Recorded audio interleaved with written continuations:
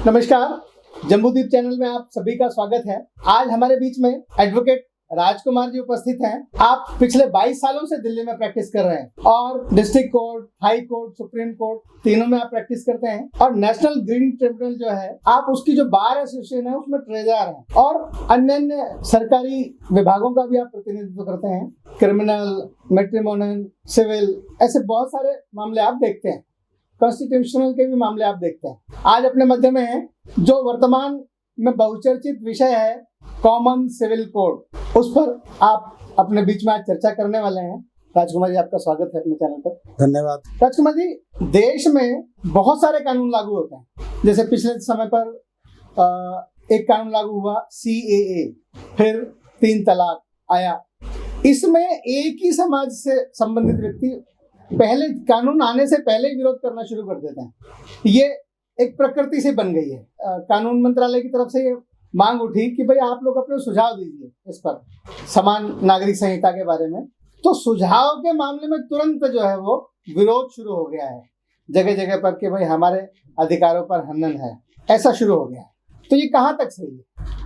देखिए, इसके अंदर जो यूनिफॉर्म सिविल कोड है या कॉमन सिविल कोड है या समान नागरिक संहिता है, ये तीनों आपस में पर्यायवाची हैं और समाज की आवश्यकता, समाज को चलाने के लिए, समाज को रेगुलेट करने के लिए राजनीतिक व्यवस्था बनी। उस राजनीतिक व्यवस्था में संसद बनी। उस संसद के अंदर देश को चलाने के लिए एक सरकार बनाई गई और उस सरकार का काम है कि देश के लोगों को रेगुलेट करने के लिए कानून बनाए जाए। समय समय पर जिस व्यवस्था की आवश्यकता रहती है, सरकार उसके लिए कानून बनाती है। समय समय पर सरकार के सामने नई नई परिस्थितियां आती हैं। उन परिस्थितियों से निपटने के लिए सरकार को अलग अलग तरह के कानून बनाने पड़ते हैं। जैसे मैं एक छोटा सा आपको उदाहरण देता हूँ। टेररिस्ट एक्टिविज्म हिंदुस्तान में कभी भी नहीं था, लेकिन जब हिंदुस्तान में टेररिज्म चालू हुआ तो उससे निपटने के लिए अलग अलग कानून बनाए गए। पहले टाडा बनाया गया, फिर पोटा बनाया गया, मोकोका भी आया। तो इस तरह के अलग अलग कानून बनाए गए। ऐसे ही भारतवर्ष के अंदर चरस, गांजा, अफीम, स्मैक, इस तरह के जो अपराध होने लगे तो उनसे निपटने के लिए नारकोटिक एक्ट बनाया गया। तो समय समय पर समाज को रेगुलेट करने के लिए अलग अलग तरह के कानूनों का प्रावधान किया जाता है। उसी प्रकार से जो यूनिफॉर्म सिविल कोड है, ये भी सरकार की जिम्मेदारी है कि समाज को चलाने के लिए और समान रूप से चलाने के लिए सरकार क्या कर सकती है, उसकी रचना, उसकी व्यवस्था करने का काम सरकार के पास है। तो इसलिए ये जो यूनिफॉर्म सिविल कोड है, ये समाज को रेगुलेट करने के लिए है। अब सवाल आता है, जैसे आपने कहा कि भाई समाज का एक ही तबका जो है वो इसका विरोध क्यों करता है, या कोई कानून आता है जैसे CAA का विरोध शुरू हो गया। इसमें मुझे ऐसा लगता है कि जो समाज का बड़ा स्वरूप है, जो विरोध करने वाले हैं, उसका जो समान आम आदमी है, वो उसके कानूनों से अनभिज्ञ रहता है। परंतु जो समाज के कुछ ठेकेदार लोग होते हैं, वो अपने चीजों को चलाने के लिए इस तरह के प्रोपेगेंडे को बहुत तेज गति से चलाते हैं, जिससे समाज में उनकी अवेलेबिलिटी बनी रहे, उनकी सूटेबिलिटी बनी रहे, उनकी एक्सेप्टेंस बनी रहे उस समाज के बीच में जिसको वो रिप्रेजेंट करना चाहते हैं। परंतु आम जो नागरिक होता है उस समाज का, उसको उन चीजों के बारे में, उन कानूनों के बारे में उतना गहन अध्ययन नहीं होता है। इसलिए वो उनको बरगलाने में सक्षम भी रहते हैं उनको, और वो बरगला भी पाते हैं। तो इसलिए हमें देखते हैं कि एक बहुत बड़ा हुजूम आकर खड़ा हो जाता है किसी भी कानून का विरोध करने के लिए समय से पहले, जबकि वो कानून अभी एग्जिस्टेंस में होता भी नहीं है। अच्छा, दुनिया में ये समान नागरिक संहिता लागू है और इवन मुस्लिम देशों में भी लागू है, लेकिन वहां ऐसी कोई दिक्कत नहीं आती। भारत में ही क्यों आती है ऐसा कुछ आपको ध्यान में आता है? उसका कारण ये है कि जो वहाँ के लॉ मेकर्स हैं, उन लॉ मेकर्स को अपने देश में रहने वाले हर व्यक्ति, मैं नागरिक की बात नहीं कर रहा हूँ, हर व्यक्ति को समान सुविधाएं और समान कानून के अंतर्गत मिलनी चाहिए, जिससे उस देश में एक रूपता बनी रहे, एक यूनिटी बनी रहे, समाज में किसी तरह का भेदभाव, फ्रैक्शंस नहीं आने चाहिए। इसीलिए उन देशों के अंदर, जैसे आप ऑस्ट्रेलिया चले जाएं, आप कनाडा चले जाएं, आप ब्रिटेन चले जाएं, जो अमेरिका चले जाएं, तो यहाँ सबको एक ही कानून के अंतर्गत अपने जो व्यवस्थाएं हैं जीवन की, उनको चलाना होता है। भारतवर्ष के अंदर ये परेशानी सिर्फ इसलिए है क्योंकि जो राजनीतिक इच्छा शक्ति है, उस राजनीतिक इच्छा शक्ति के कारण ये परेशानियां हैं। वरना कानून बनाने वालों ने, संविधान बनाने वालों ने तो इस बात को पुरजोर तरीके से कहा कि भाई देश के अंदर व्यवस्थाएं समान सबके लिए होनी चाहिए, बिना किसी भेदभाव के। ठीक बात है। कई बार देखने में आता है कि बाबा साहब अम्बेडकर ने जिस संविधान की रचना की, उसमें उन्होंने कहा संविधान यानी सबके लिए समान विधान है, ऐसा उन्होंने कहा। उसी संविधान के बल पर कानून बनाने की शक्ति मिलती है। अभी एक निश्चित समाज, जैसा मैंने कहा, वो ये विरोध कर रहा है कि हमें जो संविधान में अधिकार मिले हैं, ये हमारे उन अधिकारों का हनन है। संविधान की जो अधिकार हैं वो सभी के लिए समान रूप से हैं, किसी एक व्यक्ति विशेष के लिए या वर्ग विशेष के लिए नहीं है। अब उनको हम अपनी सुविधाओं के अनुसार इंटरप्रेट करते रहते हैं, उनको परिभाषित करते रहते हैं, परंतु संविधान में इस तरह की कोई व्यवस्था नहीं है कि जो समाज के अल्पसंख्यक लोग हैं उनके लिए भारत की सरकार संविधान नहीं बना कानून नहीं बना सकती, या भारत की संसद कोई कानून नहीं बना सकती। उन सबको रेगुलेट करने के लिए भी कानून बना सकती है। ऐसी अक्षमता भारतीय संविधान में सरकार को नहीं दी गई है। भारतीय संविधान के अंतर्गत भारत की सरकार संपूर्ण सक्षम है, सोवरेन है उन कानूनों को बनाने के लिए, क्योंकि उसका उद्देश्य कितना ही है कि समाज के अंदर एक रूपता बने, समाज को समान रूप से रेगुलेट किया जा सके। अच्छा, एक बात और देखने में आती है, समाज में कई स्थानों पर संघर्ष की स्थिति भी आती है। जैसे समाज का एक वर्ग ये कहता है कि भाई 9 साल के बाद हम बिटिया की शादी कर सकते हैं, दूसरा वर्ग ये कहता है कि भाई हमको 18 साल से पहले बिटिया की शादी करने की अनुमति नहीं है। विश्व स्वास्थ्य संगठन कई बार कह चुका है कि एक परिपक्व लड़की जो है शादी योग्य तब होती है जब कम से कम उसकी आयु 20 वर्ष हो। तो ऐसे जो असमानताएं चल रही हैं कुछ एक कानूनों के कारण से, सपोज करो जैसे हिंदू मैरिज एक्ट हो सकता है, मुस्लिम पर्सनल लॉ हो सकता है, ऐसे कई सारे विधान हो सकते हैं। इसके कारण से जो ये असमानता है, ये जो संघर्ष की स्थिति है, इसमें भी कोई लाभ मिलने वाला है?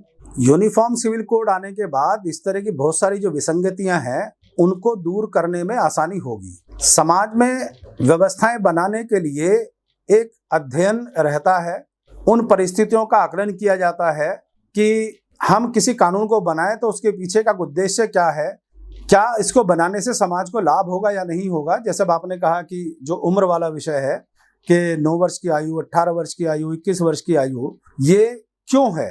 तो उसके पीछे क्योंकि विवाह समाज को रेगुलेट करने के लिए एक संस्था बनाई गई, और हर समाज के अंदर है, हर धर्म के अंदर है, हर पंथ के अंदर है। वो वैवाहिक जीवन ठीक चले उसके लिए दोनों जो स्त्री और पुरुष हैं उनका जीवन खुशहाल कैसे रह सकता है, तो उनकी आयु क्या होनी चाहिए। तो उसके पीछे अध्ययन हुआ कि भाई शादी होने के बाद क्या होगा। तो वैवाहिक जीवन में जो शारीरिक संबंध है वो बनते हैं, परिवार आगे बढ़ता है, बच्चे होते हैं। तो क्या वो जो 2 लोग हैं जो 9 साल, 15 साल, 16 साल के हैं, क्या वो इतने परिपक्व हैं कि उस सामाजिक बंधन के कारण जो नई संतान उत्पन्न होने वाली है उसके लिए वो तैयार हैं? उस मानसिकता से वो उतने परिपक्व हैं क्या? उस जिम्मेदारियों को क्या वहन कर सकते हैं क्या शरीर भी अलाउ करता है क्या? तो ऐसे सारे अध्ययन होने के बाद ये पाया कि जो कम उम्र है इससे बीमारियां बढ़ती हैं, जीवन व्यक्ति का खतरे में आ जाता है। तो ये निर्णय हुए कि भाई ये जो उम्र है इसको बढ़ाना चाहिए, ये छोटी उम्र ठीक नहीं है। इसलिए मैं कहना चाहता कि भाई समाज को रेगुलेट करने के लिए कानून बनाए जाते हैं और वो परिस्थिति जन्य बनकर ही शुरू होते हैं।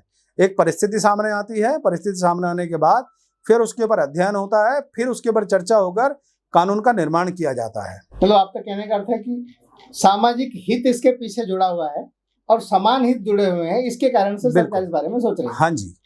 अच्छा, और एक और है, कानूनों का निर्माण किया जाता है समाज के हित के लिए। समाज में अराजकता ना आए, समाज में किसी भी तरह के विद्वेष जो बढ़ रहे हैं उनको कैसे खत्म किया जाए, इसके लिए कानूनों का निर्माण किया जाता है। समाज और अच्छी गति से अपना गुणात्मक विकास करे, घनात्मक विकास करे, धनात्मक विकास करे, इस कारण कानूनों का निर्माण किया जाता है। उसके व्यक्तित्व का निर्माण हो। कानून इन सारी चीजों के लिए है, ना कि जो सामाजिक जीवन में कुरीतियां हैं उनको और आगे चलाने के लिए है। जैसे मैं एक छोटा सा उदाहरण देता हूं। भारत के अंदर बाल विवाह प्रथा थी, बाल विवाह प्रथा को कानून बनाकर बंद किया गया। भारत में एक और प्रथा थी कि भाई दहेज देने की प्रथा, उसको भी कानून बनाकर खत्म किया गया।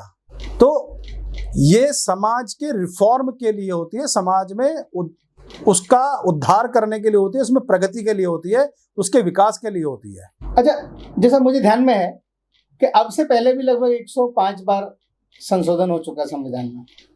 अभी जो आवाज उठ रही है नीचे से कि संविधान बदला जा रहा है, संविधान को हटाया जा रहा है, संविधान की मूल भावना समाप्त की जा रही है, केवल इस एक बात से आपको क्या लगता है, वास्तव में संविधान बदला जा रहा है? देखिए, जिसका बार बार एक शेल्टर लिया जाता है, आपने कहा कि संविधान बदला जा रहा है। संविधान, कुछ लोग तो ये भी कह रहे संविधान का भगवाकरण हो रहा है। संविधान में तो पहले से ही लिखा हुआ है, आर्टिकल 44 के अंदर 44 में uniform civil code for citizens, ये इसका टाइटल है। इस आर्टिकल का टाइटल ये है, uniform civil code for citizens. The state shall endeavour to secure for the citizens a uniform civil code throughout the territory of India.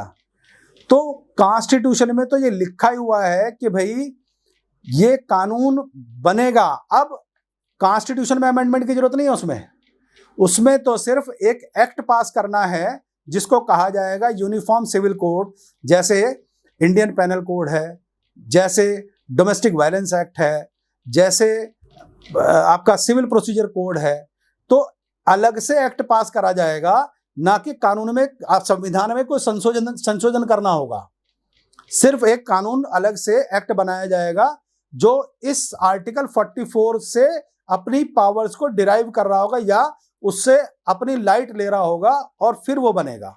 इसका मतलब ये है कि संविधान खतरे में नहीं है? नहीं है, संविधान कहीं से कहीं तक खतरे में नहीं है। संविधान में कोई संशोधन नहीं होने वाला है।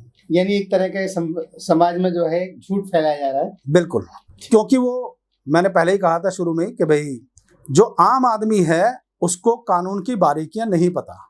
अब क्योंकि उसको कानून की बारीकियां नहीं पता, इसलिए कुछ लोग समाज में, किसी भी समाज में हो सकते हैं, वो जरूरी नहीं कि एक पर्टिकुलर, या मैं ये कहूँ कि भाई हिंदू समाज में होंगे या मुस्लिम समाज में होंगे या सिख समाज में होंगे या बौद्ध में होंगे या जैनियों में होंगे या क्रिश्चियंस में होंगे, किसी भी समाज में हो सकते हैं वो।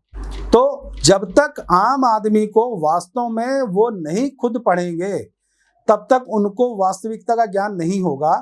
तो संविधान में कोई अमेंडमेंट नहीं हो रहा, संविधान का स्वरूप कोई नहीं बदला जा रहा, और आज की जो व्यवस्था है उसमें संविधान का स्वरूप कहीं से कहीं तक नहीं बदला जा सकता। सुप्रीम कोर्ट ने वो ऑलरेडी एस्टेब्लिश किया हुआ है। तो केवल मात्र एक एक्ट पास करना है, उसकी ड्राफ्टिंग करनी है, एक्ट पास करना है पार्लियामेंट ने और उसको फिर नोटिफाई कर देना है गजट के अंदर, बस। अच्छा राजकुमार जी, क्या ऐसा ध्यान में आता है कि गोवा में यूनिफॉर्म सिविल कोड पहले से है जी, अब केंद्र सरकार इसको लाने के बारे में सोच रही है, तो क्या राज्य सरकार इस पे अलग कानून बना सकती है, केंद्र सरकार अलग बना सकती है क्या? और अगर केंद्र सरकार ने बना दिया तो क्या उसको राज्य सरकार मानेगी या वो अलग से अपना बनाएगी? देखिए, संविधान के अंदर 3 सूचियां हैं जी। 7th शेड्यूल में 3 लिस्टें बनी हुई है। 3 लिस्टें बनी हुई है, एक केंद्र की लिस्ट है जी, एक राज्यों की सूची है, और तीसरा है जिसमें राज्य और केंद्र दोनों कानून बना सकते हैं। ये जो विषय आपने कहा कि भाई ये क्या दोनों बना सकते हैं क्या, तो उसमें जो तीसरी सूची है कंकरेंट लिस्ट जिसको हम बोलते हैं, उसमें आइटम नंबर 5 है उसका, marriage and divorce, infants and minors, adoption, wills, intestacy and succession, joint family and partition, all matters in respect of which parties in judicial proceedings were immediately before the commencement of this constitution subject to their personal laws। तो उस समय वो personal laws में थी constitution के आने से पहले। अब इसका मतलब क्या हुआ कि भाई जब तीसरी सूची के अंदर ये विषय आ गए तो दोनों राज्य सरकार और केंद्र सरकार दोनों उसके ऊपर कानून बना सकते, मतलब दोनों। लेकिन अगर केंद्र सरकार ने कोई कानून बनाया, अब तीसरी सूची की जो ड्यूटी है वो ये है कि अगर केंद्र सरकार ने कोई कानून बनाया और उसी पर राज्य सरकार भी कोई कानून बनाती है, तो राज्य सरकार का जो कानून है, जहां तक केंद्र सरकार का कानून के साथ उसका कोई कन्फ्रंट नहीं है, वहां तक वो बिल्कुल ठीक है, लेकिन जैसे ही वो केंद्र सरकार के कानून के कॉन्ट्ररी थोड़ा भी होगा तो जो केंद्र सरकार का कानून है वो उसके ऊपर प्रिवेल करेगा। और एक और बात बताता हूं कि अगर केंद्र सरकार ने एक कानून बना दिया तो वो पूरे भारतवर्ष के लिए लागू होता है। अब एक व्यवस्था और है कि हर प्रदेश, हर स्टेट अपनी आवश्यकताओं के अनुसार जितना उसको मिनिमम जरूरत है उस कानून में वो फेरबदल कर सकती है, तो उसको कहते हैं स्टेट अमेंडमेंट, वहां की आवश्यकताओं के अनुसार। और वो बहुत सारे कानूनों में हो रखा है पहले से ही और आगे भी होगा ही। कानून में इस तरह का कोई बार नहीं है। कॉमन सिविल कोड या यूनिफॉर्म सिविल कोड आज के समय में कुछ राज्यों ने बोलना शुरू किया है। ये मैंने पहले ही, जब हमने भी ये बात शुरू की थी तो उसमें शुरू में ही बोला था कि इसके लिए पॉलिटिकल विल चाहिए, राजनीतिक इच्छा शक्ति चाहिए। संविधान में तो प्रावधान है और संविधान निर्माताओं ने ये जिम्मेदारी सरकार पर छोड़ी है, ये राज्य सरकार पर भी और केंद्र सरकार पर भी। अब राज्य सरकारों की इच्छा शक्ति कब जागृत होती है उसके लिए कानून बनाने की उस सरकार के ऊपर निर्भर करता है, उसकी परिस्थितियां कैसी हैं, उसके हालात कैसे हैं, उसके पास आज की डेट में वो काम करने वाले लोग किस तरह के हैं, समाज के अंदर से आने वाली आवाज़ों को वो किस प्रकार से सेटिस्फाई करेंगे। ये सोचने वाले लोग जब उनके पास होंगे तो शायद वो इन चीज़ों को आसानी से इम्प्लीमेंट कर पाएंगे।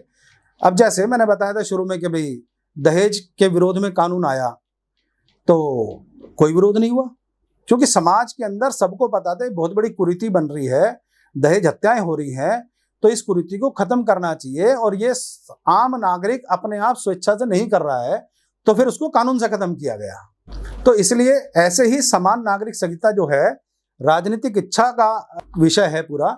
जब आज सरकार के पास ऐसा लगता है कि सरकार ने अपनी राजनीतिक इच्छा दिखाई है तो वो बनाए, आज बनाए, कल बनाए या अगले 5 साल में, 10 साल में, जब भी उनको लगेगा वो उसको बनाकर इंप्लीमेंट करना चाहेंगे तो करेंगे, क्योंकि सरकार का दायित्व है, वो सरकार की जिम्मेदारी है। वो सरकार अपनी इस जिम्मेदारी से पीछे नहीं भाग सकती। राजकुमार जी, जगह जगह पर ऐसा लग रहा है, छोटे छोटे समूहों में चर्चा हो रही है, टीवी पर डिबेट्स हो रही हैं कि अगर ये यूनिफॉर्म सिविल कोड लागू होगा तो मुस्लिम पर्सनल लॉ बोर्ड, उसके अधिकार समाप्त होने वाले हैं, हिंदू मैरिज एक्ट है, इसके अधिकार समाप्त होने वाले हैं, ऐसी कुछ चर्चा शुरू हो गई है।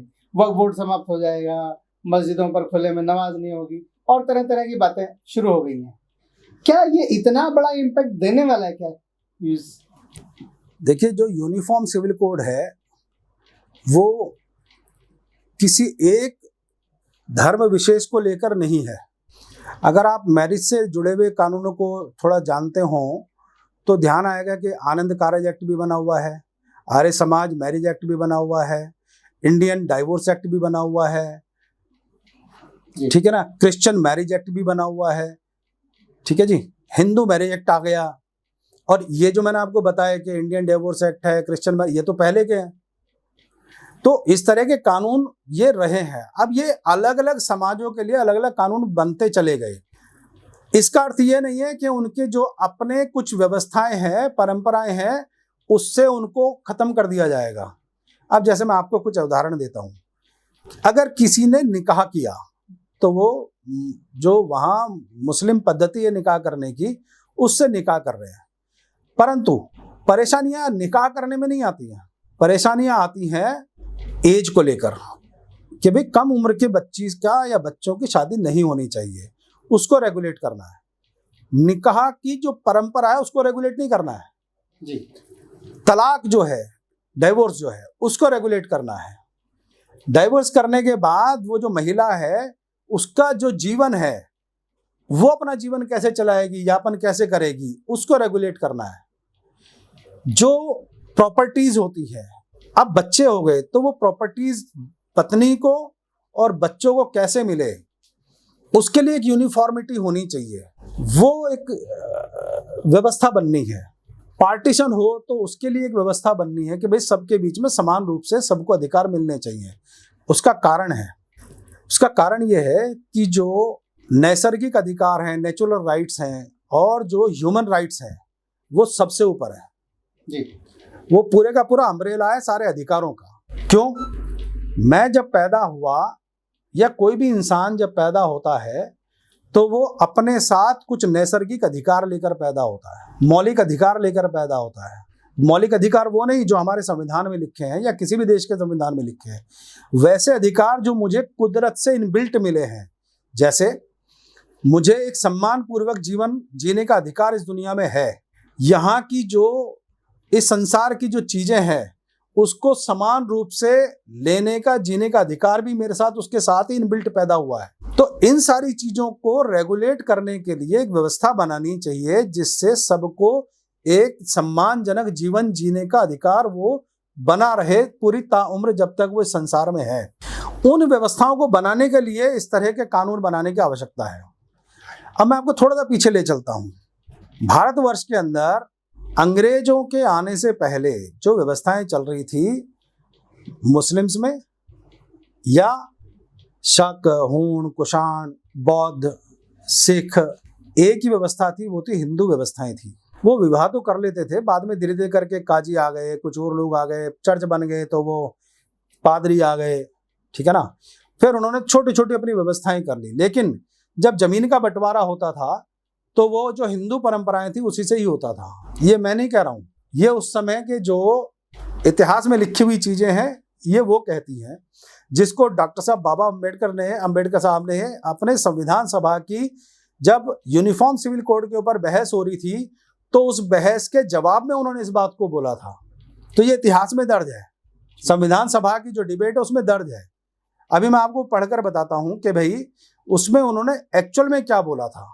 और दूसरा, जो पर्सनल लॉ आए, जिसको आज इतने बहुत पुरजोर तरीके से बोला जा रहा है कि भाई हमारे पर्सनल लॉ जो हैं वो इम्प्लीमेंट होने चाहिए या हम उन पर्सनल लॉज को ही मानेंगे, तो उनके लिए ये जो आया, ये कानून कहाँ से आया? अंग्रेजों से पहले पर्सनल लॉ के ऊपर कोई एनफोर्समेंट नहीं थी पूरे भारतवर्ष के अंदर। लोग मानते थे, नहीं मानते थे, अपनी जरूरतों के हिसाब से वो ऐसे ही सामान्य जीवन जी रहे थे। लेकिन जब अंग्रेजों ने भारत में आकर लॉ को बनाना चालू किया, पहले ब्रिटिश ईस्ट इंडिया कंपनी आ गई, तो ईस्ट इंडिया कंपनी तो वहाँ के जो कानून थे उसके हिसाब से भारत में चल रही थी। परंतु जब यहाँ का जो कंट्रोल है ईस्ट इंडिया कंपनी से लेकर और सीधे ब्रिटिश की गवर्नमेंट के हाथ में चला गया, तो ब्रिटिश गवर्नमेंट ने पूरा कानून यहाँ इम्प्लीमेंट करने चालू करे। तो सबसे पहले जो शुरू किया उन्होंने, वो 1772 में रेगुलेशन आया, रेगुलेटिंग एक्ट आया जो वारेन हेस्टिंग्स ने बनाया, जिसमें उन्होंने सिविल जस्टिस सिस्टम को इम्प्लीमेंट करने की बात कही और बिना किसी डिस्क्रिमिनेशन के, बिना किसी भेदभाव के, वो हिंदुस्तान में रहने वाले हर व्यक्ति के ऊपर बराबर एप्लीकेबल होगा। अब उसके बाद 1781 में अब एक नया कानून आया 9 साल के बाद, जिसमें उन्होंने क्या किया, यहां से गड़बड़ चालू हुई कि जो पर्सनल लॉज थे उनको उन्होंने इंप्लीमेंट करना चालू कर दिया और ये कहा कि भाई जो पर्सनल लॉज हैं, जिसके पर्सनल लॉज हैं वो अपने पर्सनल लॉज को फॉलो करे। किस लिए? इनहेरिटेंस के लिए, जब मैं अपने परिवार से अपनी जमीन जायदाद को इनहेरिट करता हूं। दूसरा, मैरिज के लिए, अपने जो धार्मिक चीजें हैं उनके लिए, तलाक के लिए, इस तरह की व्यवस्थाओं के लिए उन्होंने कहा भी आप पर्सनल लॉ अपने यूज कर सकते हो, उसमें कोई इंटरफेरेंस नहीं करेगा, उस पर जनरल लॉ एप्लीकेबल नहीं होगा। तो तब से ये शुरू हो गया। अब नया एक एक्ट आया 1832 के अंदर, जिसमें जो ब्रिटिश गवर्नमेंट थी उसने धीरे धीरे क्या करा, ये जो पर्सनल लॉ इफेक्टिव होने लग गए थे, उनके ऊपर रिजिडनेस बढ़ गई थी, लोग उसको फॉलो करने लग गए थे, तो उनको जो ऑफेंस वो लोग करते थे, किसी भी तरह के अपराध करते थे, तो वो डील भी उसी हिसाब से होते थे। अब इसको सुपरसीड कर कर उन्होंने 1832 में क्रिमिनल जस्टिस सिस्टम को लेकर आए, जिसका बाद में हमारे सामने स्वरूप आता है जो आज भी हम देखते हैं, इंडियन पेनल कोड, भारतीय दंड संहिता, जब 1860 के अंदर अंग्रेजों ने भारतवर्ष के अंदर इंप्लीमेंट की। अब ये एक ऐसी व्यवस्था आई जिसमें उन्होंने भारत के जितने लोग थे बिना किसी भेदभाव के कि ये किस धर्म का है, किस जाति का है, किस पंथ का है, किस रंग का है, किस लिंग का है, सबके ऊपर एक समान रूप से उसको लागू किया कि भाई अगर आप चोरी करोगे तो सबको चोरी की सजा यही मिलेगी, मर्डर करोगे तो यही मिलेगी। ऐसा नहीं है कि जैसे अब मैं सीधे कहूं कि शरीयत के अंदर के भाई अगर आपने मर्डर कर दिया तो आपका भी मर्डर होगा, जान के बदले जान, हाथ के बदले हाथ। ऐसा नहीं है। उस सिस्टम को उन लोगों ने, वो जो पर्सनल लॉज वाला सिस्टम था उसको वहां से उसको सुपरसीड किया उन्होंने, और क्रिमिनल जस्टिस सिस्टम में सबके बीच में यूनिफॉर्मिटी ले आई। कोई विरोध नहीं हुआ, सहर्ष मान लिया उन्होंने, ठीक है ना जी। तो अब मेरा ये कहना है कि जहां उनको लगता है कि हाँ यहां मुझे लाभ है, उस बात को वो तुरंत एक्सेप्ट कर लेते हैं। जहां उन्हें लगता है कि यहाँ मुझे लाभ नहीं है या मेरी अपनी कुछ चीजें चलती रहेंगी, तो उस चीज पर वो विरोध करना चालू कर देते हैं। अब 1860 के बाद ब्रिटिश सिस्टम जो चलता रहा, फिर नई योजनाएं आनी शुरू हुई, तो 1937 में पहली बार अंग्रेजों ने शरीयत कानून लेकर आए। एप्लीकेबिलिटी ऑफ जो शरीयत कानून था उसके लिए उन्होंने कानून बना दिया कि भाई ये मुस्लिमों के ऊपर ये शरीयत लॉ एप्लीकेबल होगा। किससे? इनहेरिटेंस से रिलेटेड, डिवोर्स से रिलेटेड, प्रॉपर्टी से रिलेटेड, मैरिज से रिलेटेड, गिफ्ट से रिलेटेड, पार्टीशन से रिलेटेड। तो वो कानून बनाया कि भाई शरीयत लॉ एप्लीकेबल होगा। लेकिन बड़ी कमाल की बात है, जिस पर आज तक कोई बात नहीं करता कभी भी, 1937 के बाद 2 साल बाद ही मुस्लिम महिलाओं के लिए कानून आ गया 1939 में, जिसका नाम था या नाम है, आज भी वो उतना ही एप्लीकेबल है, dissolution of Muslim marriage act 1939। आज बात चलती है कि भाई महिलाएं तलाक ही नहीं दे सकती मुस्लिम महिलाएं। इंडियन डाइवोर्स एक्ट में जो क्रिश्चियन महिलाएं हैं वो तलाक दे सकती हैं। Dissolution of Muslim marriage act के अंदर मुस्लिम महिलाएं तलाक दे सकती हैं, उसके प्रावधान उसमें लिखे हुए हैं। और जो उसकी जो सबसे बड़ी जो कमाल की बात है, जिस पर आज तक कोई चर्चा नहीं करता, जो ये कहते हैं भाई पर्सनल लॉ, सेक्शन 5 जो उस एक्ट का है, उस सेक्शन 5 में शरीयत लॉ को रिपील कर दिया, उसमें से शरीयत लॉ हटा दिया कि इस मामले में, डाइवोर्स के मामले में शरीयत लॉ नहीं लगेगा। ये सेक्शन 5 है, आज तक उस पर कोई चर्चा नहीं करता। तो जब शरीयत लॉ 1939 में अंग्रेजों ने कानून बनाया, कोई विरोध नहीं हुआ, और उस मैरिज डिसोल्यूशन के लिए शरीयत लॉ को बाहर कर दिया, तो फिर आज किस बात के लिए झगड़ा? फिर झगड़ा नहीं होना चाहिए। ये तो उस समय का ही बनाया हुआ कानून है जो आज भी उतना ही प्रभावी है। आज भी भारत की कोर्टों में इस कानून के अंतर्गत केस दायर होते हैं मुस्लिम महिलाओं के द्वारा तलाक लेने के लिए। तो ये एक ऐसा एक विषय है जिसके बारे में कोई चर्चा नहीं करता, क्योंकि उससे जागरूकता आएगी। और कुछ लोग जो अपनी दुकान चलाते हैं वो उस जागरूकता को पैदा नहीं करना चाहते। यदि उसमें जागरूकता आएगी, कहता है ना कि भाई व्यक्ति पढ़ लिख जाएगा तो वो ज्ञानी हो जाएगा, ज्ञानी हो जाएगा तो हमसे सवाल पूछेगा तो हम जवाब कहाँ से देंगे? तो ये वही वाली स्थिति है कि अगर महिलाओं को ये पता लगेगा कि भाई मैं तो डाइवोर्स भी डाल सकती हूँ, तो उसमें जागरूकता आ जाएगी। अब मैं इस बात को कोरिलेट करता हूँ किसके साथ? 498 के अंदर, 498A इंडियन पैनल कोड, भारतीय दंड संहिता के अंदर एक प्रोविजन किया गया कि भाई अगर आपसे दहेज की मांग होती है या कोई लीगल डिमांड होती है, बिना किसी भेदभाव के कि ये हिंदू है, मुस्लिम है, सिख है, ईसाई है, पारसी है, आप अदालत में आ सकती हैं।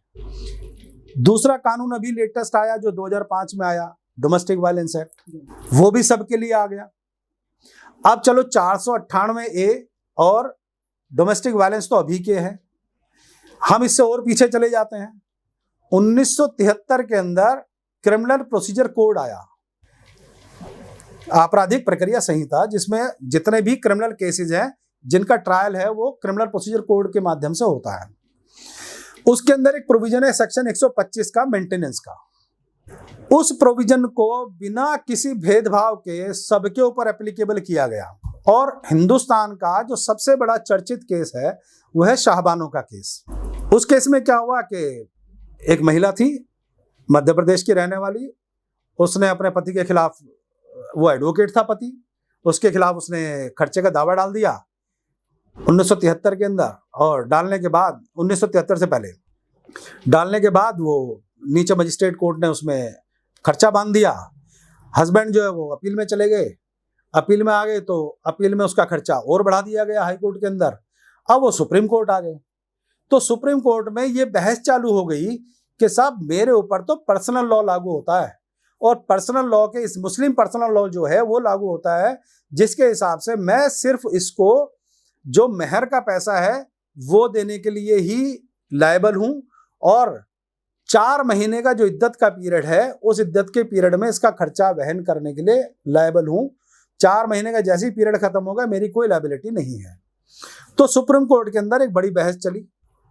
3 जजेस की बेंच थी, उन्होंने एक डिसीजन दिया। वो कहने लगे भाई हम इस बात से सेटिस्फाई नहीं है, अब इस जो केस है इसको ना लार्जर बेंच को भेजा जाए, क्योंकि विषय बहुत बड़ा है और पूरे समाज से जुड़ा हुआ है, मुस्लिम समाज से, तो इसको सुप्रीम कोर्ट की बड़ी बेंच में भेजा जाए।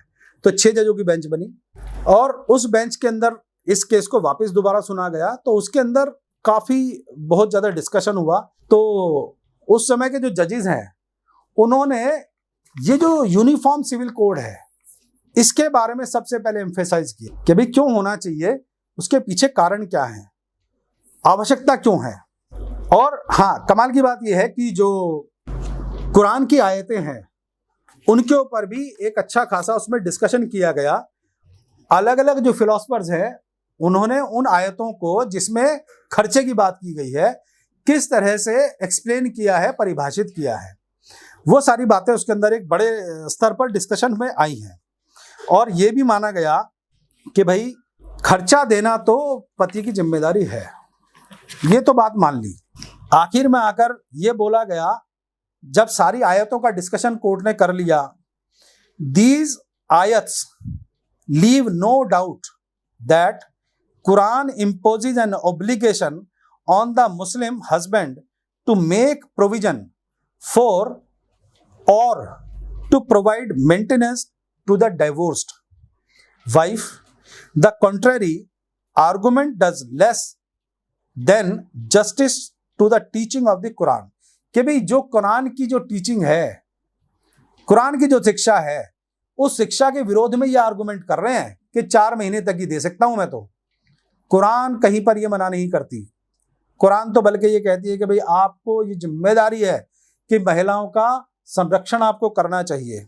As observed by mister M Hidayatullah, ये सुप्रीम कोर्ट के जज थे, in his introduction to Mulla's modern law, the Quran is Al Furqan, that is one showing truth from falsehood and right from wrong. झूठ से सच्चाई की तरफ जाना है, गलत से ठीक की तरफ जाना है और ठीक काम करने हैं।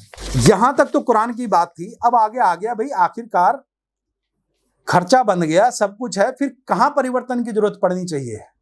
तो उन्होंने कहा कि इसीलिए संविधान के अंदर ये प्रोविजन किया गया कि भाई सबके लिए एक समान नागरिक संहिता होनी चाहिए, क्योंकि सुप्रीम कोर्ट में आकर एक एडवोकेट, पढ़ा लिखा व्यक्ति अपनी पत्नी को कहता है कि मैं इसको खर्चा नहीं दूंगा, मैं तो सिर्फ 4 महीने का जो इद्दत पीरियड है तब तक ही दूंगा, उसके बाद ये जाने इसकी दुनिया जाने। तो सुप्रीम कोर्ट ने यहां आकर कहा कि अब क्यों जरूरत है कि इस तरह की परिस्थितियां हैं समाज के अंदर, तो इसलिए यूनिफॉर्म सिविल कोड होना चाहिए। क्या कहता है? It has the legislative competence to do. A council in the case whispered somewhat audibly that legislative competence is one thing, the political courage to use that competence is quite another. तो supreme, अब argument चल रहा है, argument में advocate कहते हैं कि साहब ये जो कॉम्पिटेंस है वो तो अपनी जगह है, लेकिन विल होनी चाहिए, राजनीतिक इच्छा शक्ति चाहिए उसको इंप्लीमेंट करने के लिए, उसको बनाने के लिए। तो जिस बात को मैंने शुरू में कहा था, तो डॉक्टर ताहिर मोहम्मद, उन्होंने एक पुस्तक लिखी मुस्लिम पर्सनल लॉज, उसका 1977 का एडिशन है, जिसके पेजेस नंबर 200 से लेकर 202 तक उन्होंने लिखा, he has made a powerful plea for framing a uniform civil code for all citizen of India. ये मुस्लिम राइटर है, मुस्लिम फिलोसफर है। He says, in pursuance of the goal of secularism the state must stop administering religion based personal law. Religion based personal law नहीं होने चाहिए, उसको stop कर देना चाहिए। He wants the lead to come from majority community, but we should have thought that lead और not lead, कोई lead करे या ना करे, द स्टेट मस्ट एक्ट, सरकार को कानून बनाना चाहिए, सरकार को आगे बढ़ना चाहिए। It would be useful to quote the appeal made by author to the Muslim community. अब मुस्लिम कम्युनिटी के लिए डॉक्टर ताहिर मोहम्मद ने क्या अपील करी? Instead of wasting their energies in exerting theological and political pressure in order to secure an immunity for their traditional personal law from the state legislative jurisdiction, the Muslim will do well to begin exploring and demonstrating how the true Islamic laws purged of their time-worn and anachronistic interpretations can enrich the common civil code of India. तो ये उन्होंने भी appeal करी यहाँ के लोगों को कि भाई आप थोड़ा बदलो, समझो। At a seminar held on 18 October 1980 under the auspicious, अब ये कोर्ट की डिस्कशन चल रही है। At the seminar held on 18 October 1980 under the auspicious of the department of Islamic and comparative law, Indian Institute of Islamic Studies, New Delhi, he also made an appeal to the Muslim community. He means Dr. Tahir Mohammed, Muslim community, to display by their conduct a correct understanding of the Islamic concepts on marriage and divorce.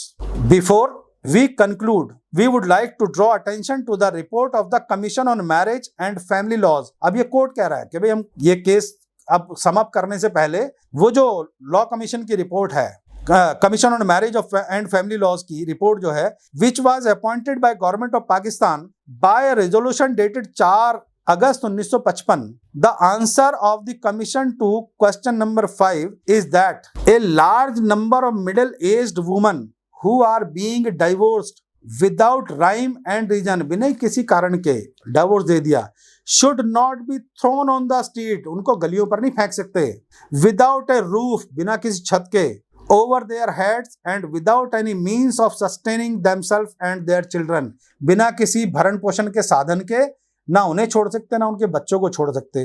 ये पाकिस्तान की report को supreme court ने उसमें coat किया है। तो इस तरह का डिस्कशन सुप्रीम कोर्ट में खूब चला।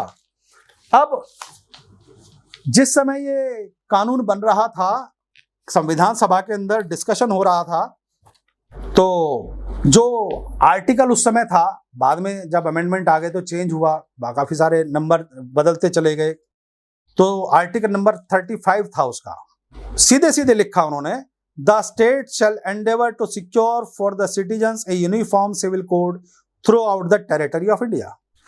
अब इसके ऊपर जब अमेंडमेंट्स के लिए सुझाव मांगे गए कि भाई आप कोई सुझाव देना चाहते हैं, तो जो अलग अलग सुझाव आए उसमें मुझे लगता है कि 95% से ज़्यादा सुझाव जो दिए थे अमेंडमेंट के, वो मुस्लिम कम्युनिटी के जो उस समय की संविधान सभा के सदस्य थे, उन्हीं के सुझाव थे, और वो इसको ओपोज कर रहे थे, इसके विरोध में बोल रहे थे।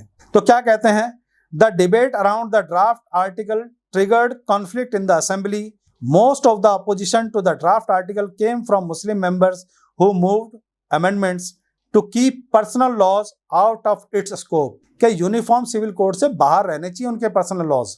One member proposed a proviso that would have operationalized the draft article only with the prior assent of the community, कि जी आप यूनिफॉर्म सिविल कोड तो ले आओ लेकिन समाज से पहले पूछ लो। The argument mobilized to attack the draft article included first that uniform civil code violated freedom of religion। अब एक और भ्रम फैलाया गया कि जी आपका जो फ्रीडम ऑफ रिलीजन है वो आपको नहीं मिलेगा। तो विश्व के दुनिया भर के देश हैं जहाँ पर यूनिफॉर्म सिविल कोड है, जहाँ पर एक ही तरह का कानून है सबके लिए, क्या वहाँ पर लोगों को विवाह करने की मनाही है मुस्लिम परंपरा से, क्रिश्चियन परंपरा से, हिंदू परंपरा से? नहीं है। विवाह वो किसी भी परंपरा से कर सकते हैं। मस्जिद में जाकर नमाज पढ़ने से, या घर में बैठकर नमाज पढ़ने से, या मंदिर में जाकर पूजा करने से, या चर्च में जाकर प्रेयर करने से किसी को कोई मनाही नहीं है, कोई कहीं पर भी जा सकता। परंतु दूसरी बात है कि डिवोर्स वाला विषय जब आता है तो फिर कानून उसको रेगुलेट करने के लिए सामने आ जाता है। दूसरा उन्होंने लॉजिक क्या दिया, it would create disharmony with in the Muslim community, कि जी with in the Muslim community किस बात की डिसहार्मनी होगी, इस बात का कोई उनके पास कोई ठोस कारण नहीं था, ठोस उदाहरण भी नहीं थे, ठोस प्रमाण भी नहीं थे कि ऐसा हो सकता है। That it was incorrect to interfere with the personal law without the approval of specific religious communities involved. अब वो कहते हैं जी बिना रिलीजियस कम्युनिटी के इन्वॉल्वमेंट के, डिस्कशन के आप इस तरह के कॉमन सिविल कोड नहीं लाने चाहिए आपको। इस बात को जो ड्राफ्ट कमेटी थी उसने बिल्कुल मना कर दिया और उन्होंने कहा कि भाई क्यों, the draft article did find support from the other quarters, खाली इनके अलावा नहीं तो दूसरे लोगों ने इसको सपोर्ट भी किया। The drafting committee member argued that a uniform civil code was important to uphold the unity of the country, Bharat की एकता के लिए जरूरी है।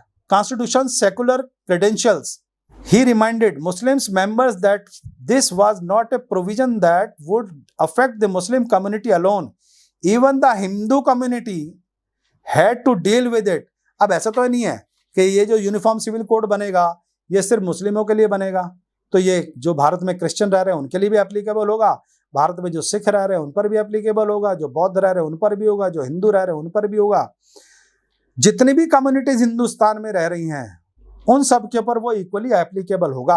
तो फिर इसका विरोध की आवाज एक ही ग्रुप से आ रही है, जैसे कॉन्स्टिट्यूशन असेंबली के अंदर भी हुआ था, वही आज भी वैसे ही लोगों के मन में भ्रम पैदा करा जा रहा है। It was further added that women's right could never be secured without a uniform civil code.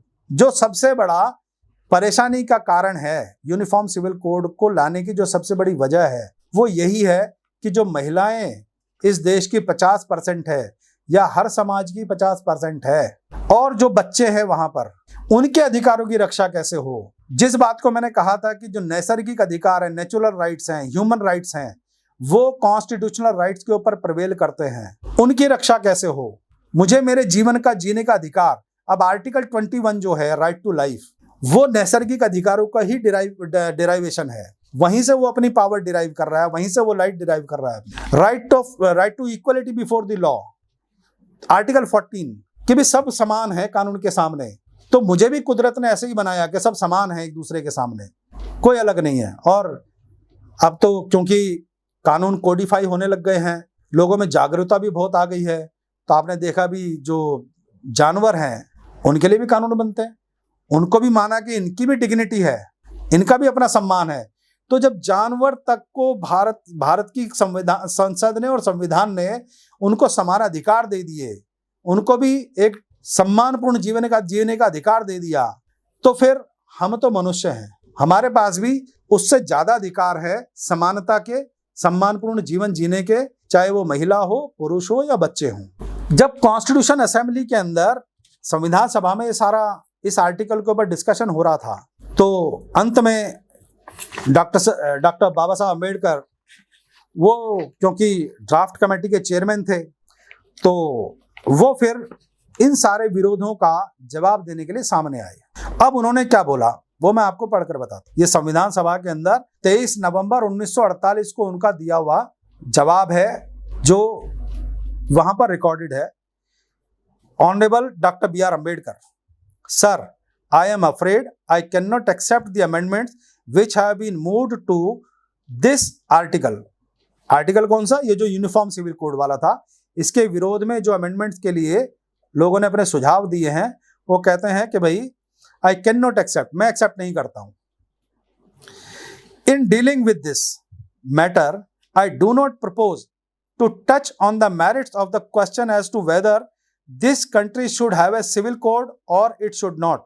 That is a matter which I think has been dealt with sufficiently for the occasion by my friend Mr. Munshi जो थे, वो member थे उसके संविधान सभा के, उन्होंने उसके ऊपर बहुत अच्छा खासा एक बोला हुआ था, लेक्चर दिया हुआ था, अपने सुझाव दिए हुए थे। As well as by Shri Alladi Krishna Swami Iyer. When the amendments to certain fundamental rights are moved, it would be possible for me to make a full statement on this subject and I therefore do not propose to deal with it here. My friend Mr. Hussain Imam, in rising to support the amendment, अब वो amendment को support कर रहे हैं mister Hussain इमाम, asked whether it was possible and desirable to have a uniform code of laws for a country so vast as this is। अब ये जो बातें आज कही जाती है कि भारत तो विभिन्न परंपराओं का देश है, विभिन्न तरह की जातियां हैं, जनजातियां हैं, विभिन्न तरह की मान्यताएं हैं, अलग अलग तरह के धर्म हैं, तो ये तो परेशानी पहले भी थी जिस समय संविधान के अंदर ये प्रावधान किया गया था कि यूनिफॉर्म सिविल कोड होना चाहिए। Now I must confess that I was very much surprised at that statement, जो स्टेटमेंट मिस्टर हुसैन इमाम ने दी, वो कहता है मैं सरप्राइज हूं उनकी स्टेटमेंट सुनकर, for the simple reason that we have in this country a uniform code of laws covering almost every aspect of human relationship. मनुष्य का मनुष्य से संबंध, परस्पर संबंध, उससे जुड़ी हुई हर चीज को हम यूनिफॉर्म सिविल कोड में कवर करना चाहते हैं। We have a uniform and complete criminal code. अब उस समय में देखो, क्योंकि ऑलरेडी जो क्रिमिनल प्रोसीजर कोड है, इंडियन पैनल कोड है, इंडियन एविडेंस एक्ट है, जनरल क्लॉजेज एक्ट है, इंडियन कॉन्ट्रैक्ट एक्ट है, इतने दुनिया भर के एक्ट ऑलरेडी जो सब के ऊपर इक्वली एप्लीकेबल थे, वो ऑलरेडी प्रिवेल कर रहे थे। अंग्रेजों ने सब के ऊपर इक्वली लागू कर दिए थे, बिना किसी धर्म के भेदभाव के, बिना किसी जाति के, बिना किसी मजहब के, बिना किसी रंग के, बिना किसी लिंग के, सबको एक बराबर उसके ऊपर एप्लीकेबल थे। तो उन्होंने यही कहा, we have the law of transfer of property which deals with property relations and which is operative throughout of the India country. Then there are the negotiable instrument act, and I can cite innumerable enactments, number of enactments हैं which would prove that this country has practically a civil code uniform in its content and applicable to the whole of the country, कि वो पूरी country के अंदर applicable है, क्योंकि ये transfer of property act है। अब देखो, मैं एक चीज और बात आपको बताता हूँ बहुत बढ़िया। हर पंथ का, हर धर्म का, हर रंग का, हर जाति का व्यक्ति जब जमीन खरीदेगा, चाहे वो आदिवासी हो या सामान्य जीवन जी रहा हो, किसी भी जाति का हो, किसी भी धर्म का हो, जब वो प्रॉपर्टी खरीदेगा तो ट्रांसफर ऑफ प्रॉपर्टी एक्ट में ही खरीदेगा। चाहे वो सेल डीड के द्वारा खरीदे, कन्वेंस डीड के द्वारा उसके पास आए, लीज डीड के द्वारा उसके पास आए, पावर ऑफ अटॉर्नी के द्वारा उसके पास आए, तो वो ट्रांसफर ऑफ प्रॉपर्टी एक्ट में ही खरीदेगा। और जब उसको सेल करेगा तो भी उसी में ही सेल करेगा। लेकिन कुछ विशेष लोगों ने ये कहना चालू कर दिया कि अगर मैं विल करूंगा ना, तो मैं अपने जो मेरी पर्सनल लॉज हैं उसके हिसाब से करूंगा। क्यों भाई? तुम खरीदोगे तो वहां पर, सेल भी वहीं पर करोगे, लेकिन जब विल करोगे, जब बंटवारा करोगे, जब गिफ्ट करोगे, तो तुम अपने व्यक्तिगत हितों के हिसाब से करोगे, क्योंकि इसमें आपका व्यक्तिगत हित छिपा हुआ है। तो ये सारा का सारा जो गेम है, ये व्यक्तिगत हितों का गेम है। जहां व्यक्ति को उसकी सहूलियतें नजर आती हैं, उसके हिसाब से उसको सुविधा का लाभ उठा लेता है। कॉन्ट्रैक्ट करेगा, सेल परचेज करेगा, कोई भी सामान खरीदने मार्केट में जाता है सेल ऑफ गुड्स एक्ट के अंडर, तो वो जनरल लॉज में करेगा, कॉमन लॉज में करेगा, यूनिवर्सल लॉज में करेगा, यूनिफॉर्म लॉज में करेगा। चेक काट कर देगा पेमेंट देने के लिए, लेने के लिए, तो वो यूनिफॉर्म लॉज में करेगा।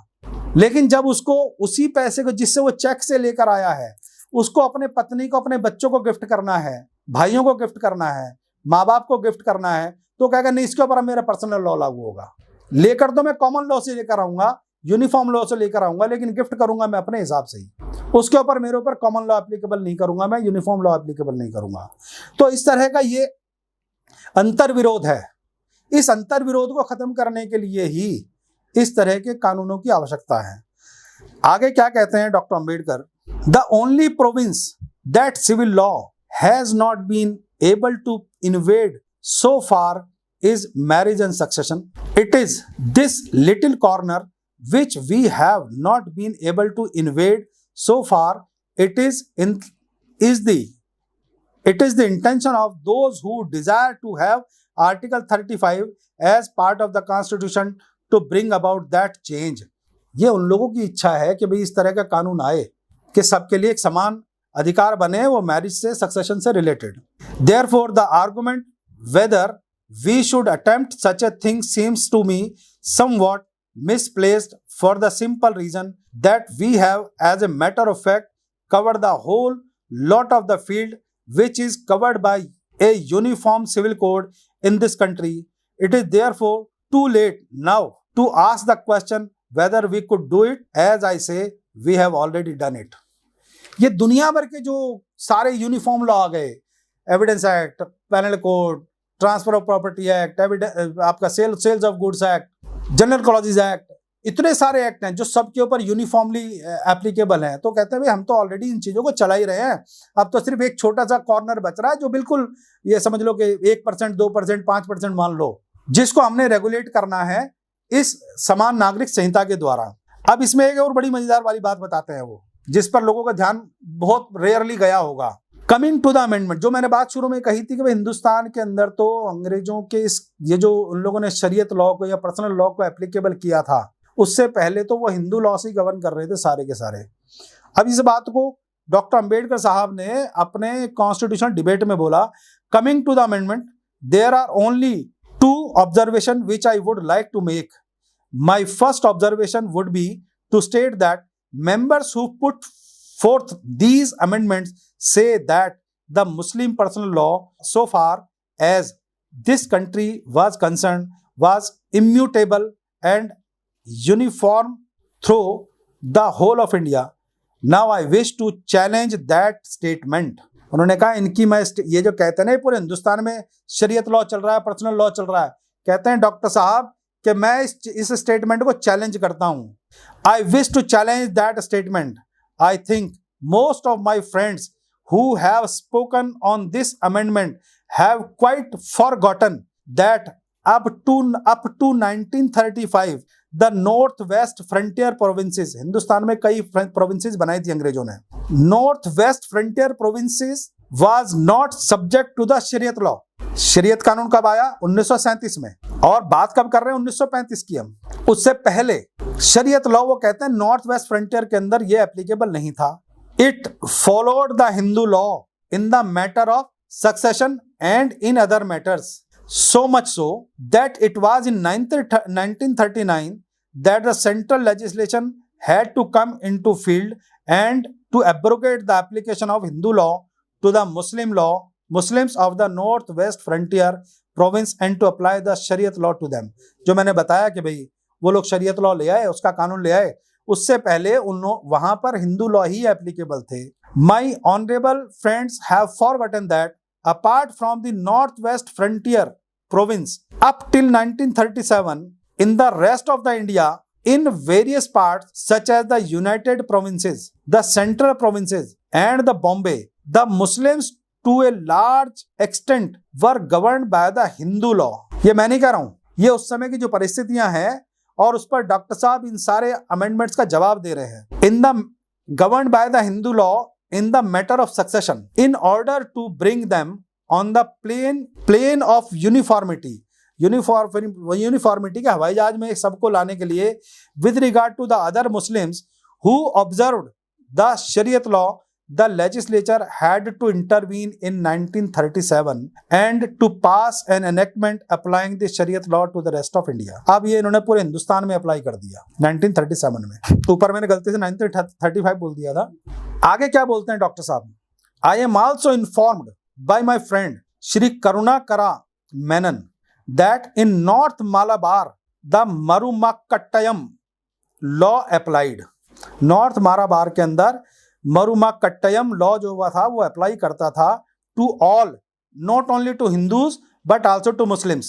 It is also to be remembered that the Marumakkattayam law is a matriarchal form of law. माता की फॉर्म का लॉ था, वहां पर माँ जो थी वो सुप्रीम थी, and not a patriarchal form of law. पितृसत्तात्मक नहीं थी, मातृसत्तात्मक लॉ था वो, पितृसत्तात्मक नहीं था। The Musalmans therefore in north Malabar were up to now following the Marumakkattayam law. It is therefore no use making a categorical statement that the Muslim law has been an immutable law which they have been following from ancient time। क्या जी पुराने समय से ये शरीयत law को follow कर रहे थे, ये बोलना गलत है भारत के अंदर। The law as such was not applicable in certain part and it has been made applicable 10 years ago। जब 1948 के अंदर ये संविधान सभा में बोल रहे हैं तो उन्होंने कहा कि 1937 के अंदर जब शरीयत लॉ आया तो उससे पहले तक तो सब हिंदू लॉ से ही गवर्न कर रहे थे, 10 साल पहले तक तो। ये तो शरीयत लॉ आने के बाद ये सारी बातें आई हैं। Therefore, if it was found necessary that for the purpose of evolving a single unique civil code applicable to all citizens irrespective of their religion, certain portions of Hindus law, not because they were contained in Hindu law but because they were found to be the most suitable were incorporated to the new civil code projected by Article 35.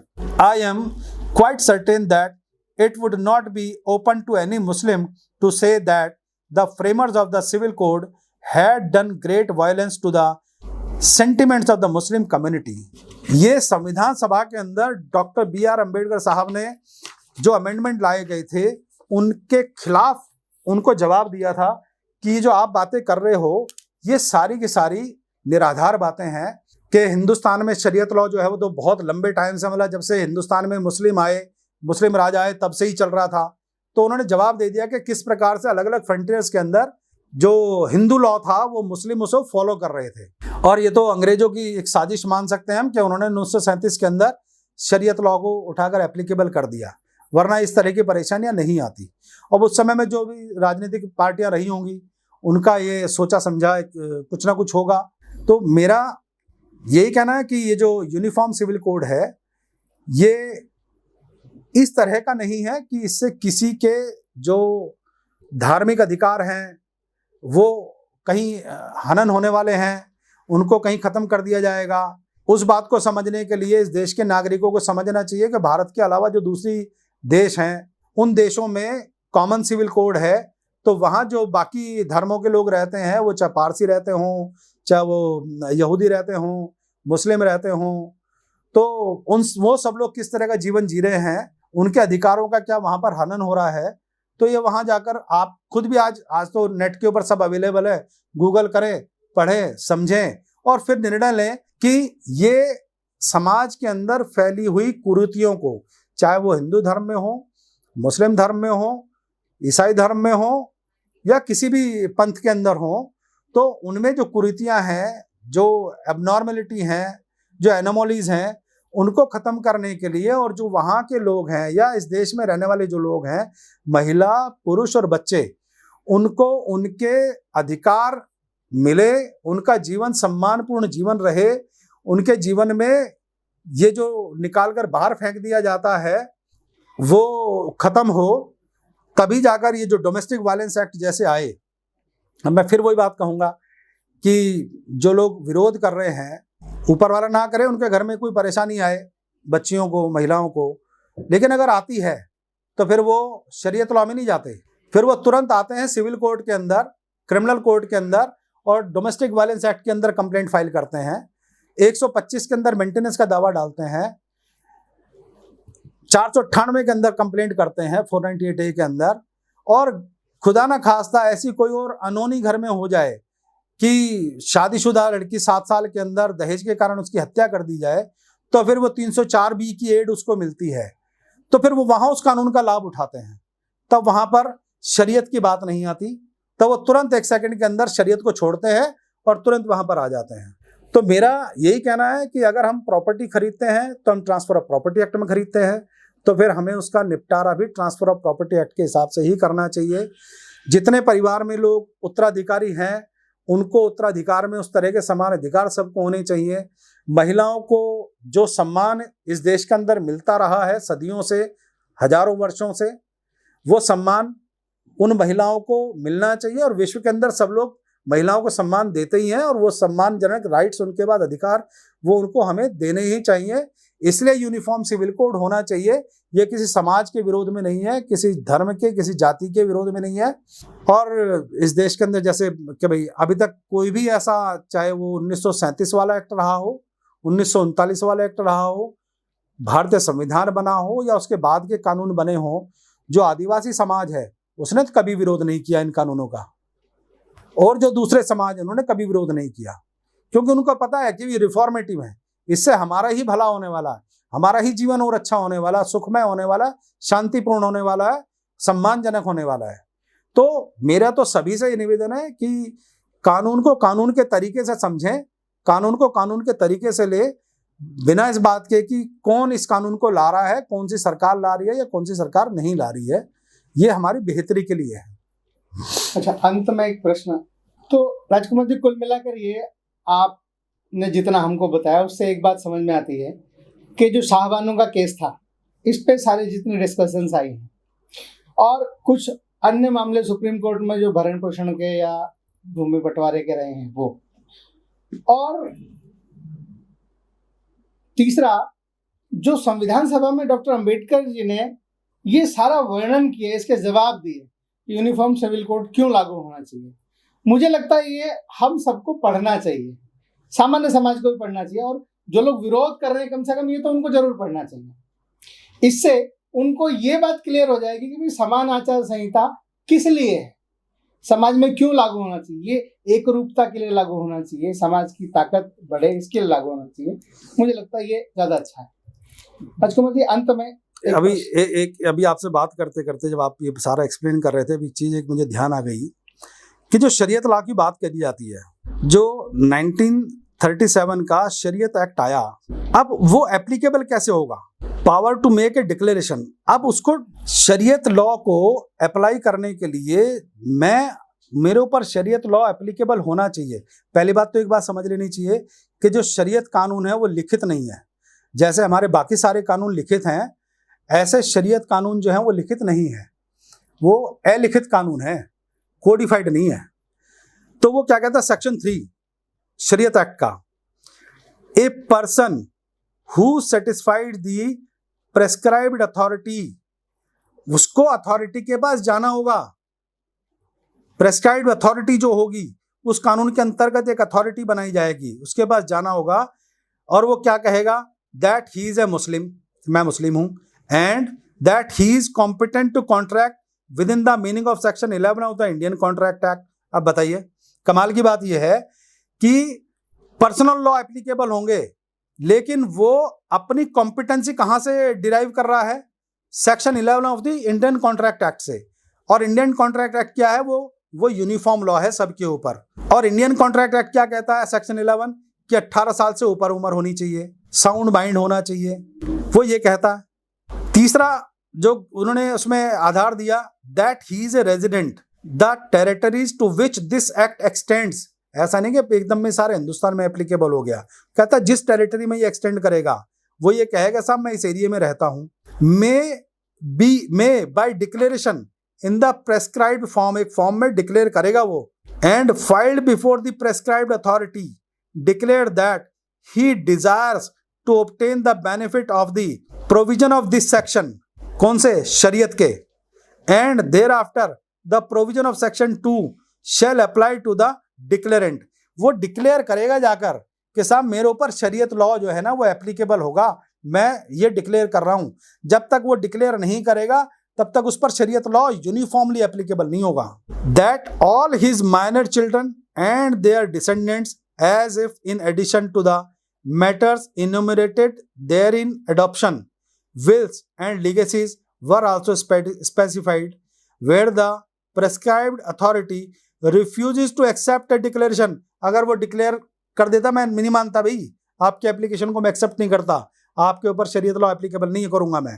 Under sub section 1 the person desiring to make the same may appeal to such office as the state government may by general or special order appoint in this behalf।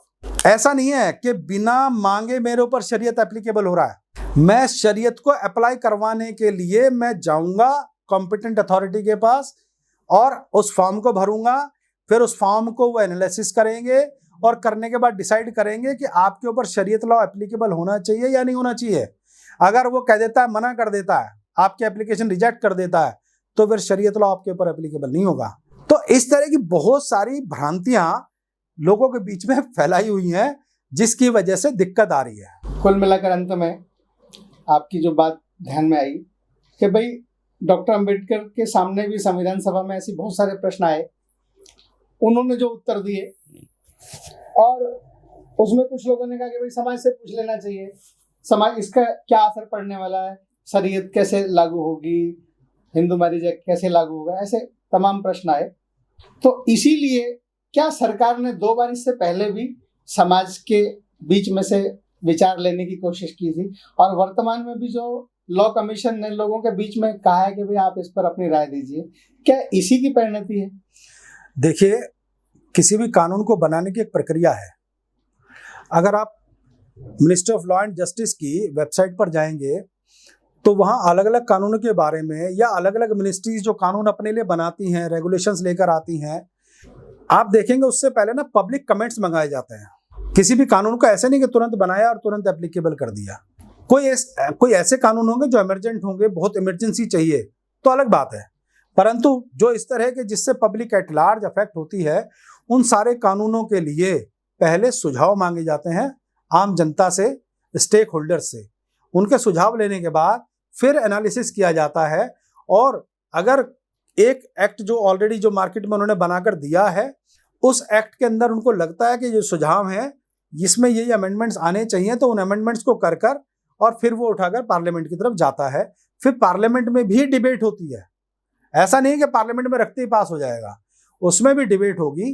Parliament के member अपने अपने सुझाव देंगे उस act के ऊपर, और फिर उसमें जो संशोधन की आवश्यकता होगी फिर वो संशोधन किया जाएगा, दोनों सदनों से पास किया जाएगा। अब यही प्रक्रिया खत्म नहीं होती है कि सदनों में पास कर दिया तो खत्म हो गया, तो फिर वो राष्ट्रपति के पास जाएगा, और राष्ट्रपति जी को भी लगता है कि नहीं इसके अंदर ना ये संशोधन और होना चाहिए, तो वो भी अपना सुझाव देकर वापस लौटा सकते हैं। और जब तक राष्ट्रपति जी के सिग्नेचर नहीं होंगे तब तक कानून नहीं बनेगा। तो इसलिए सुझाव की जो प्रक्रिया है वो लंबी चलती रहती है। तो इसी सुझाव प्रक्रिया के अंतर्गत जो लॉ कमीशन है उसने पहले भी सुझाव मांगे थे और आज भी सुझाव मांगे हैं, और अभी यूनिफॉर्म सिविल कोड ऐसा करके कोई कोड नहीं बना हुआ है।